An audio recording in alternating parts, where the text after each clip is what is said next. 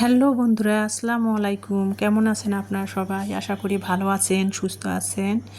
প্রতিদিনের মতো আমার দৈনন্দিন জীবনের ডেলি লাইফ ভিডিও নিয়ে আবারও হাজির হলাম আপনাদের মাঝে। আর একটি ভিডিও, আজকে সারাদিনে কি করব না করব সেটাই আর কি আমার ভালো লাগাগুলো আমার প্রিয় আপু ভাইদের সাথে সেটাই শেয়ার করব।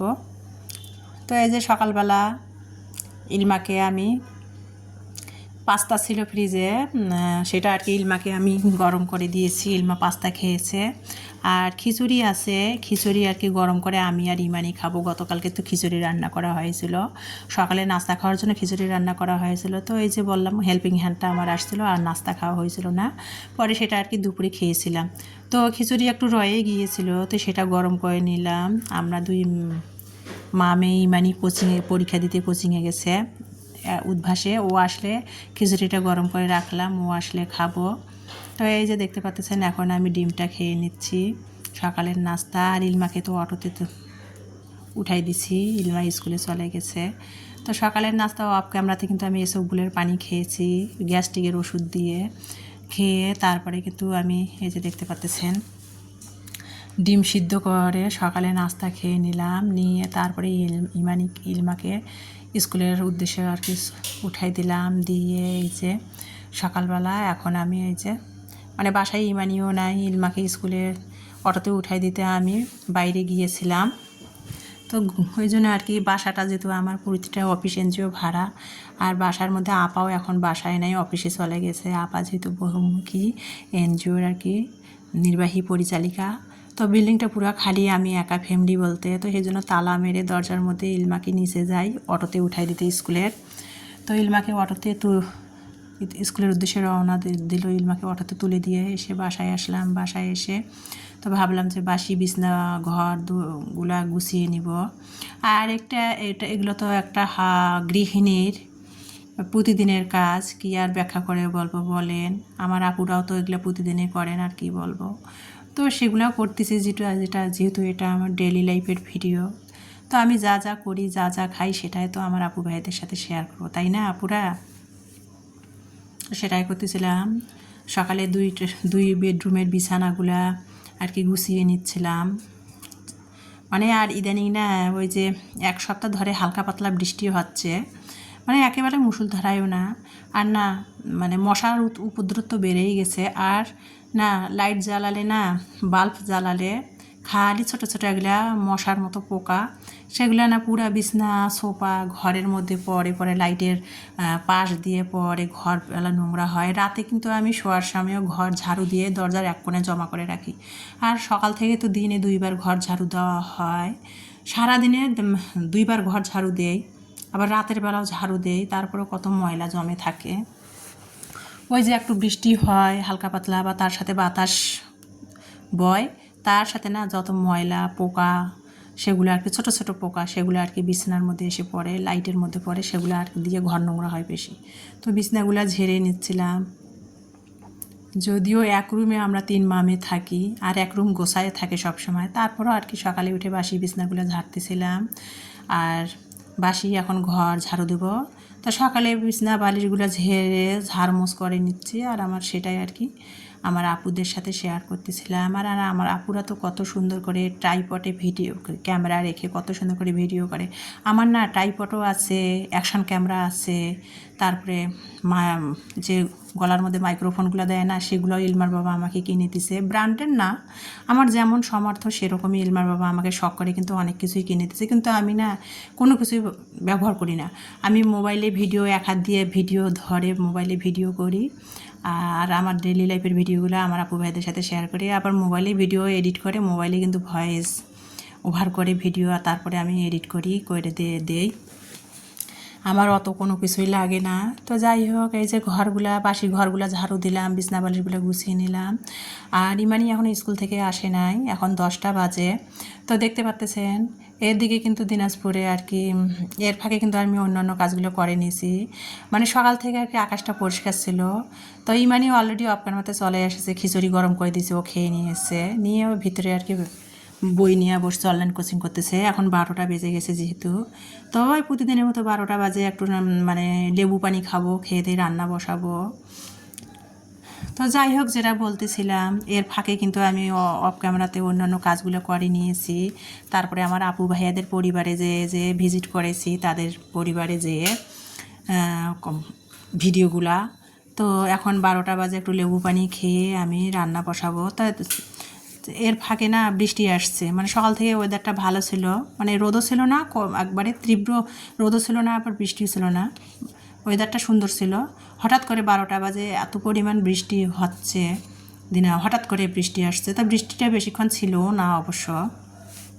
আর আমি লেবু পানি খাচ্ছিলাম, খেয়ে খাচ্ছিলাম আর চিন্তা করতেছিলাম মাথা ঠান্ডা করে যে কী রান্না করব। তো চিন্তা করতেছিলাম কী রান্না করব।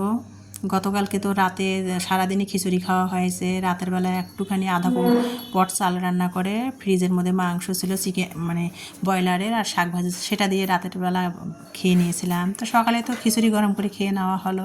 তো দুপুরবেলা কী রান্না করুন চিন্তা করতেছি। তো ভাবলাম যে তেলাপিয়া মাছ আছে, তেলাপিয়া মাছ দিয়ে, শশা আছে, শুকে যাচ্ছে শশা, তো সেটা ভাবলাম যে শশা দিয়ে তেলাপিয়া মাছ রান্না করি। আর এই যে সেটাই ফ্রিজ থেকে বের করে নিলাম, তেলাপিয়া মাছ ফ্রিজ থেকে বের করে ভিজাই দিলাম।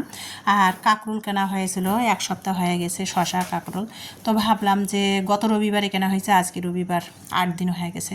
ওই দেখেন কীরকম হয়ে গেছে, ফ্রিজে রাখলেও না দেখেন মানে তরকারি নষ্ট হয়ে যায়। তো ভাবলাম যে শশা দিয়ে তেলাপিয়া মাছ রান্না করব আর কাঁকরোল ভাজি করব। তো কীভাবে রান্না করব সেটা আপনারা ধৈর্য সহকারে, ভিডিওটা না টেনে ধৈর্য সহকারে দেখেন আমার স্টাইলে আমি কিভাবে রান্না করি। আর রান্না তো সবাই কম বেশি করতে পারে, আমার আপুরা কত সুন্দর সুন্দর রান্না করে। আবার যারা আমার আপুরা রেসিপি, মানে রান্নার রেসিপি চ্যানেল আছে, সেই আপুরাও অনেক সুন্দর সুন্দর রান্না শেয়ার করে। তা আমি যেভাবে খাই, যেভাবে খেয়ে অভ্যস্ত, সেভাবে রান্না করব, সেটাই আমার আপু ভাইয়াদের সাথে এবং আমার দর্শক বন্ধুদের সাথে শেয়ার করতেছিলাম।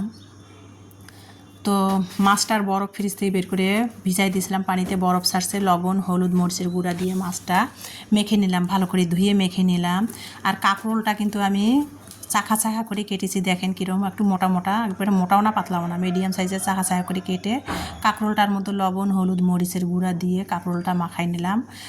আর কাঁকরোলটার মধ্যে না 1 চিমটিরও কম একটু আমি টেস্টিং সল্ট দিয়েছি, যেহেতু কাঁকরোল একটু খেতে একটু অন্যরকম বা ঘেরান আসবে এই জন্য। আর আমার মেয়েরা না মাছ দিয়ে কাঁকরোল রান্না করলে ভালো পছন্দ করে না, বা ডিম দিয়ে যে কাঁকরোল ভাজি করে না চিকন চিকন করে কেটে, সেটাও পছন্দ ততটা করে না। কিন্তু এভাবে কাঁকরোল ভাজি করলে আমার 2 মেয়ে খুবই খুশি হয়। তো সেভাবে আর কি, বাসায় যেহেতু 3 জন মানুষ, আমার 2টা মেয়ে যেটা খাবে সেটাতে তো আমি মাছ মাংসতে খুশি না। এভাবে যদি পটল ভাজি কাঁকরোল ভাজি করে দেন তাহলে খুব খুশি ওরা। তো এই জন্য ভাবলাম যে কাঁকরোল এভাবে ভাজি করি, ওরা আর খুশি হবে নি। আর শশা দিয়ে তেলাপিয়া মাছ রান্না করি। তো মাছটা তো মেখে রাখলাম, কীভাবে নিলাম সেটা তো দেখতে পেয়েছেন। কাঁকরোলটাও মেখে নিলাম, সেটাও তো আপনারা দেখতে পেয়েছেন। এখন চুলার মধ্যে কড়াই বসিয়ে তেল গরম করে কাঁকরোলটা ভেজে নিলাম, সরিষার তেল দিয়ে, যেহেতু আমরা তরকারি খাই তো সরিষার তেল দিয়ে কাঁকরোলটা ভেজে নিলাম। আর ইদানিং না ইলমাস সয়াবিন তেলের গন্ধটা সহ্যই করতে পারে না, ওই যে পরোটার ক্ষেত্রে আর একটু ভাজা পোড়া আর কি খাওয়ার ক্ষেত্রে সয়াবিন তেলটা ব্যবহার করে থাকি, তাছাড়া সব তরকারিতে মানে সরিষার তেলটা খাই। তো কাঁকরোলটা দেখেন কত সুন্দর ভেজে তুলে নিলাম। এখন আমি ওই তেলের মধ্যে আর কি ওই ফ্রাই প্যানে মাছটা ভেজে নিব। তো মাছটা চুলার মধ্যে দিয়ে আসলাম, কাঁকরোলটা টেবিলে ঢেকে রেখে। আর আপনাদের আপু ভাইয়ারা, আপনাদের একটা কথা বলি আপনাদের উদ্দেশ্যে, এই যে আপনারা ভিডিও দেখে কমেন্টের করেন যে লাইক দিলাম, লাইক দিয়ে ভিডিওটা দেখা শুরু করলাম, প্লিজ আপুরা এই কথাটা বলবেন না যে লাইক দিলাম, লাইক দিয়ে ভিডিও দেখা শুরু করলাম। তাহলে আমার কথা হলো, আপনারা কি ভিডিও দেখে লাইক দেন না? আর যখন আবার লাইক দেন তখন আবার এই কথাটা উল্লেখ করে কমেন্টে বলে যান কেন? আরে ভাই, আমি সবসময়, আপনারা একটা কথা মাথায় রাখবেন, আপনাদের এই আপুটা সব সময় আপনাদের পরিবারে যাই, আপনাদের ভিডিও দেখি, আর আপনাদের ভিডিও অন করার সাথে সাথেই সেকেন্ডও লাগে না আমার লাইকটা আগে দিয়ে দেই। আর লাইক দিতে কি পয়সা লাগে বলেন তো, নাকি আঙ্গুল ব্যথা হয় লাইকটা দিতে? আমি তো সবার ভিডিও দেখার আগে লাইকটা দিয়ে নেই, ভালো লাগুক আর যাই লাগুক। কারণ ভিডিও ভালো লাগুক আর না লাগুক, একটা ভিডিও করতে কিন্তু অনেক কিছু ত্যাগ স্বীকার করতে হয়, অনেক কষ্ট করতে হয়, তারপরে এডিট করো, ভয়েস ওভার করো, অনেক কষ্ট। তাহলে লাইকটা কেন দিব না বলেন তো? আর আমি যে কষ্ট করি আমি মনে করি সবাই এই রকমই কষ্ট করেন। তো আবার কমেন্ট করেন, লাইক দেন, সেটা আবার কমেন্টে উল্লেখ করে দিয়ে যান লাইক দিয়ে ভিডিওটা পুরো দেখলাম, এই কথাটা বলেন কে? তাইলে আমার মনে হয় আপনার লাইক দেনে না। আর যখন লাইক দেন তখন আবার সেইটা আবার আর কি উল্লেখ করে দিয়ে যান কমেন্টে। আমি তো কখনো করি না। আপনারা সবসময় মাথায় রাখবেন, আপনাদের এই আপুটা, আপনাদের এই বোনটা সবসময় কিন্তু আপনাদের সবার চ্যানেলে আপনাদের ভিডিও দেখার শুরুতেই কিন্তু আমি লাইকটা দিই, কারণ আমার এটা অভ্যাস। আমি কখনো কিছু করি না। আর যখন সময় পাই না ভিডিও কিন্তু অন করে রাখি। আপনারা ভিডিওতে কী করেন না করেন যখন বুঝতে না পারি তখন কিন্তু আমি ভিডিও সংক্রান্ত অনুমান করে আর কি, অন্যের কমেন্ট দেখে অনুমান করে একটা কমেন্ট করে দিই। কারণ কি করলেন ভিডিওতে, আমি তো দেখলাম না, ভিডিওটা অন করে অন্য অন্য কাজগুলো করতেছিলাম সেই জন্য। কিন্তু আমি তাও আবার ভিডিও সংক্রান্ত কমেন্ট করি, আমি আজে বাজে কমেন্টও করি না। আর লাইক যে দেই এই কথাটা কখনো উল্লেখ করি না। প্লিজ আপনারাও আশা করি এই কথাটা উল্লেখ করবেন না। আর আপনারা অবশ্যই অবশ্যই সবাইকে পরিবারে যাবেন, ভিডিও দেখবেন, লাইকটা অবশ্যই দিবেন। ভিডিও দেখার শুরুতে লাইকটা দিবেন। লাইক দিতে তো পয়সা লাগে না, লাগে বলেন তো আমার আপু ভাইয়ারা? আমি যেটা করি সেটা আমি আশা করি আপনারাও সেটা করবেন। কারণ একজন ভালো মানুষ, যাদের মনে কোনো হিংসা নেই পাপ নেই, তারা কিন্তু কখনো আর কি চাবে না যে লাইক না দিয়ে ভিডিও দেখে বের হয়ে যাওয়ার চিন্তা ভাবনা করবে না। কারণ ভিডিও দেখার শুরুতে লাইকটা দিবেন। আমি এটা আপনাদের কাছে রিকোয়েস্ট করতেছি। আমার চ্যানেলে না, যা আমার চ্যানেলে হোক বা যার চ্যানেলে হোক, ভিডিও দেখে আগে লাইকটা কিন্তু দিবেন। এটা সবার কাছে আমার অনুরোধ। সবাই সবার পাশে থাকবো, তবেই না সবাই, কেউ অভাবে চ্যালেঞ্জ করুক আর কেউ স্বভাবে চ্যালেঞ্জ করুক, তবেই না সবার মানে লক্ষ্যে পৌঁছাতে পারবো, তাই না? তো অনেক বকবক করতেছিলাম, আমি যেহেতু গুছিয়ে কথা বলতে পারি না, ভিডিও সংক্রান্ত কোনো কিছু বললে আপনার প্লিজ আপনাদের পরিবারের একজন মনে করে আমাকে ক্ষমা দৃষ্টিতে দেখবেন। তো এখন বিকালে বৃষ্টি ভেজা, আজকে সারাদিনে কম বেশি তো বৃষ্টি হচ্ছে টিপটিপ করে। আর এই বৃষ্টি ভেজা দিনে একটু ঘি ভাজা তেলের পিঠা হইলে কেমন হয় বলেন তো আপুরা? বৃষ্টির মধ্যে কিন্তু ভাজা পোড়াটা ভালোই লাগে খেতে। তো বিকালে ভাবলাম যে একটু তেলের পিঠা বানাবো। তো তেলের পিঠাটা বানানোর জন্য যেহেতু বৃষ্টি পড়তেইছে ঝিমঝিম করে, তো তেলের পিঠাটা বানানোর জন্য কিন্তু আমি কিন্তু যেরকম করে যে উপাদান দিয়ে তেলের পিঠা বানাই সেগুলোই দিয়েছি। তার মধ্যে কিন্তু আমি 1 চামচ ঘি দিয়েছি। আর নারকেল বলেন, দুধ বলেন, ঘি বলেন, তেলের পিঠার বেটারের মধ্যে দিলে কিন্তু খুবই মজা হয়। তো সেটা আমি দিয়ে তেলের পিঠার বেটারটা করে নিলাম। আর তেলের পিঠার বেটারটা কিন্তু আমি খেজুরের গুড় দিয়ে করেছি। তো করে তেলের পিঠাটা আমি বানিয়ে নিচ্ছিলাম। আর দেখেন, আর কারেন্ট গেছে, মানে মোবাইলের ফ্ল্যাশ দিয়ে আর কি মানে পিঠাগুলো ভাজতেছিলাম আর আমার প্রিয় আপুদের সাথে শেয়ার করতেছিলাম। দেখেন কত সুন্দর ফুলকো ফুলকো তেলের পিঠাগুলো হচ্ছিল।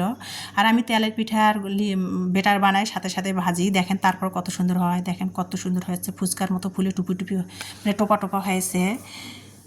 আর দেখেন বৃষ্টি রান্নাঘরে জানলা দিয়ে সেটাও আপনাদের দেখাচ্ছি, টিপটিপ করে বৃষ্টি হচ্ছেই, মানে মুষলধারায় না কিন্তু টিপটিপ করে বৃষ্টি হচ্ছে। তো সেটাই শেয়ার করতেছি। আর এই বৃষ্টির দিনে আর কি বিকেলে চায়ের সাথে ঘি ভাজা তেলের পিঠা আর চা, তাহলে তো জমে যায়, তাই না আপুরা? তো ভিডিওটা তেলের পিঠা ভাজতে ভাজতে আর বিকালে চায়ের সাথে তেলের পিঠা আজকে নাস্তা খাবো, খেতে খেতে আপনাদের মাঝ থেকে বিদায় নিচ্ছি। দেখেন কত সুন্দর তেলের পিঠাটা হয়েছে আমার। দেখেন 2 পাট হয়ে গেছে, কত সুন্দর। এর মধ্যে কিন্তু কোনো রকম বেকিং পাউডার, সোডা বা কোনো মেডিসিনে দেই নাই আমি। তো এই যে ইলমা খাচ্ছে বেসিনের মধ্যে দাঁড়ায় দাঁড়ায়। এখন তেলের পিঠাটা খেতে খেতে আপনাদের মাঝ থেকে বিদায় নিব। সবাই ভালো থাকবেন, সুস্থ থাকবেন। আর আমার কথায় বা কোনো ব্যবহারে যদি কষ্ট পেয়ে থাকেন তাহলে আমি সেই জন্য দুঃখিত চেয়ে নিচ্ছি। আমি মনে করি আমরা সবাই পরিবারের একজন। তো ভিডিওটা এই পর্যন্ত। আল্লাহ হাফেজ।